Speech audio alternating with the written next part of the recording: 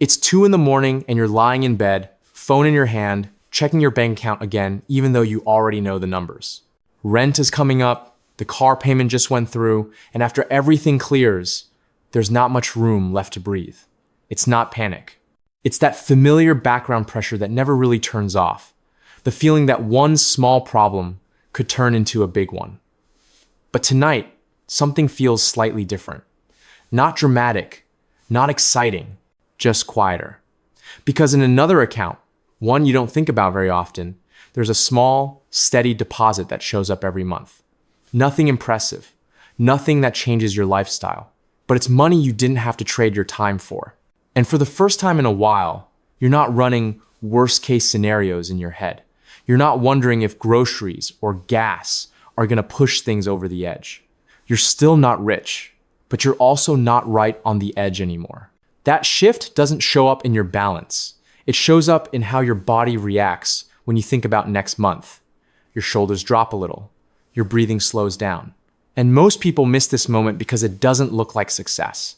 But this is where something important starts to change. There's a difference most people never learn how to name, even though they feel it every day. It's the difference between being poor and being broke. Being poor is a number. Being broke is a state of mind. You can have a decent job, a normal income, even a respectable life on paper, and still be broke in the way that actually matters. Broke is when every decision carries weight. When a flat tire isn't an inconvenience, it's a crisis. When your boss's bad mood can ruin your entire week because you don't feel like you have options. Broke is when your brain is always calculating survival, even when nothing is technically wrong. And that's why this small monthly buffer feels so different. It doesn't solve your problems, it doesn't cancel your responsibilities, but it creates a thin layer of separation between you and disaster. You stop feeling like you're standing on the edge of a cliff, hoping nothing pushes you. You're still standing in the same place, but the ground under your feet feels more solid. That's the part people misunderstand. This isn't about luxury or freedom or early retirement. It's about not living in a constant state of quiet fear. When you cross this line, even just barely, your decisions start to slow down. You think before reacting. You wait instead of rushing. And that shift alone changes outcomes more than most people realize. Because once you're no longer making choices from panic, you start seeing options that were always there, but invisible to you before. This is where the idea behind the 1K rule starts to make sense. It's not a magic number, and it's definitely not a finish line. It's simply the point where something subtle but important happens in your head. Below it, money decisions are reactive. You're constantly responding to problems instead of planning around them. Above it, even just slightly, your nervous system stops treating every expense like a potential threat. That's the invisible anxiety threshold most people never cross. Around this level of monthly passive income, the constant background stress finally eases enough for your thinking to change. You're not suddenly confident or fearless, you're just not desperate. And that difference matters more than the dollar amount itself. For some people, that threshold might be a little lower. For others, in more expensive cities, it might be higher. But for a lot of Americans, around $1,000 a month is where survival stress starts to loosen its grip. You still work, you still budget, you still care, you just stop feeling like one bad month could erase you. And once that pressure drops, even slightly, your behavior begins to shift. You hesitate before bad decisions. You wait for better ones. This is why the 1K rule isn't really about income. It's about crossing the line where fear stops being the loudest voice in the room.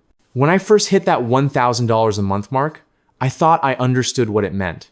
I told myself I'd be smart about it. I'd earned this. I'd been patient. And for a brief moment, it felt like proof that I was finally doing something right with money. So I started rewarding myself.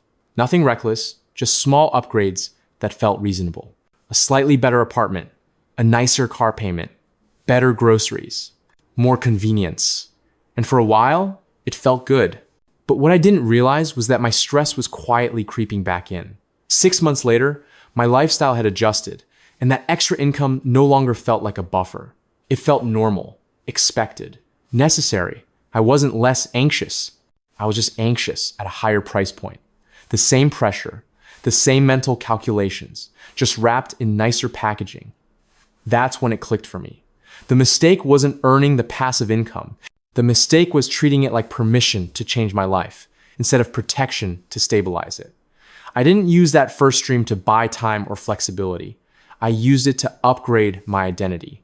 And once that happens, the psychological benefit disappears. You're back on the treadmill, except now it's moving faster. That first $1,000 didn't fail me. I failed to understand what it was actually for. This is the part no one really talks about, because it doesn't sound like a money problem. It sounds like a mindset issue, and those are easier to ignore. The moment you start earning passive income, even a small amount, your identity begins to shift. You're no longer just someone trying to get by. You become someone who's doing better, someone who's figured something out. And without realizing it, you start adjusting your life to match that new version of yourself. Your spending doesn't increase because you're irresponsible. It increases because your brain is trying to stay consistent with who you think you are now. This is where lifestyle inflation really begins, not with luxury, but with alignment. You tell yourself these upgrades make sense for the kind of person you've become. The problem is that this identity shift happens faster than the income itself. Your habits change before your foundation does. And once your baseline rises, the buffer you worked so hard to build quietly disappears. That's why the first $1,000 is so fragile. It doesn't just change your cash flow. It changes how you see yourself. And if you're not careful, that new identity starts demanding maintenance, better choices, better comfort, better everything. What was supposed to create freedom turns into another obligation. Most people don't lose money here. They lose momentum. They stop building and start maintaining. And once that happens, the growth curve flattens out, sometimes permanently. The income stays, but the progress stops. What makes this stage even harder is that the pressure doesn't just come from inside your own head. It starts showing up in the way other people see you. Once it becomes known, even casually, that you're earning passive income, expectations quietly shift. Friends assume you're more comfortable now. Family thinks you're more stable, maybe more generous. Small things start landing on your plate without anyone asking. Picking up the check feels normal. Covering a little extra feels reasonable. You don't feel rich, but everyone else thinks you're doing fine. And that social feedback loop reinforces the identity shift you didn't even realize was happening. You begin spending not because you want to, but because it feels awkward not to. Saying no suddenly feels like you're lying about how well you're doing. This is where the buffer starts leaking. Not through big mistakes, but through dozens of small, socially justified decisions. None of them feel irresponsible on their own, but together, they slowly consume the margin that made everything feel calmer in the first place. The danger isn't judgment from others. It's how easily you start judging yourself. You begin to feel like you should be able to afford things now. And once spending becomes tied to identity and social comfort, it stops being a financial decision and starts becoming emotional. That's when progress quietly stalls. Not because you failed, but because maintaining appearances became more important than maintaining momentum. This is where the math starts to matter. Not in a complicated way, but in a way that's uncomfortable to sit with. When that first $1,000 shows up every month, it feels like income. It feels spendable. But in reality, it represents something much larger. In traditional terms, that stream usually points to roughly $300,000 in underlying assets. So every dollar you spend from it isn't just a dollar gone. It's future leverage you're giving up. A $50 dinner doesn't feel like much. But when that money could have been reinvested, that single habit quietly trades away tens of thousands in future value. The same goes for small upgrades, subscriptions, convenience spending. None of it feels reckless because it's all affordable. But affordability isn't the real question. The real question is what that dollar could have become if you had let it compound instead.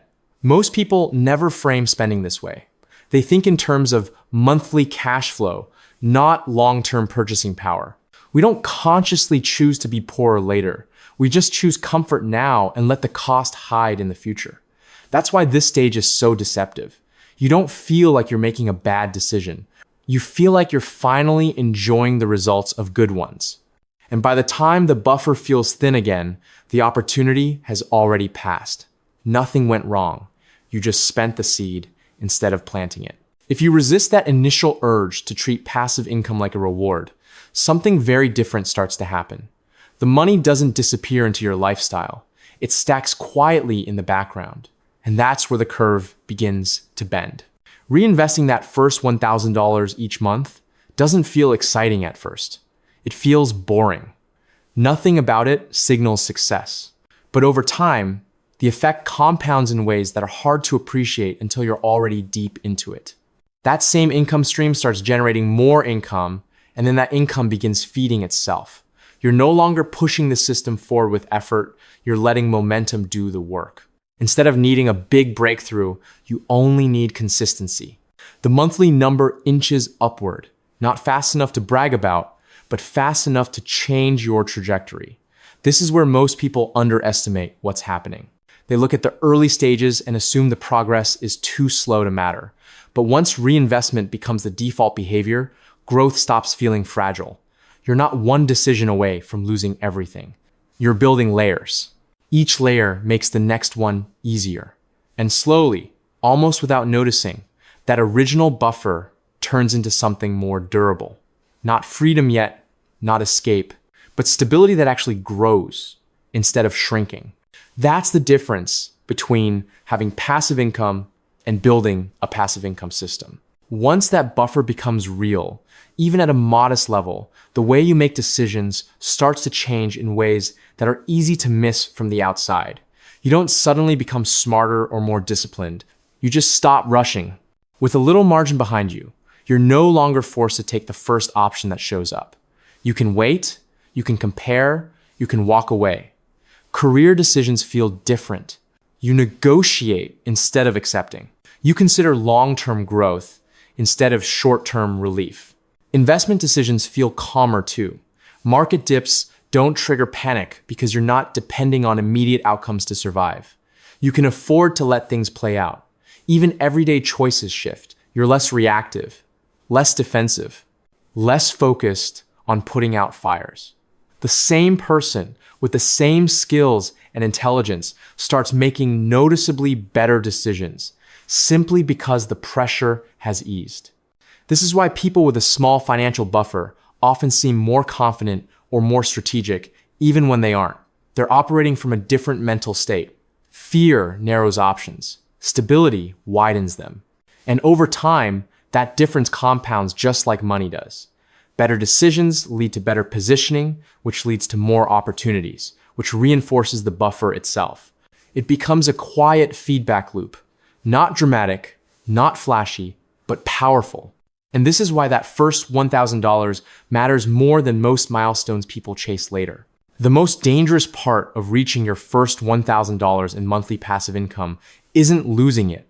It's misunderstanding what it actually represents. It feels like progress, and it is, but it's also fragile. That number doesn't mean you've won. It means you've just proven that escape is possible. And that's where most people make their final mistake. They treat this milestone like extra spending money instead of what it really is, the foundation for everything that comes next. Once you believe the money exists to be enjoyed, it slowly stops doing the job it was meant to do. The buffer shrinks, the pressure creeps back in, and before long, you're right where you started, just with a slightly higher baseline. This is why the 1K rule isn't about lifestyle.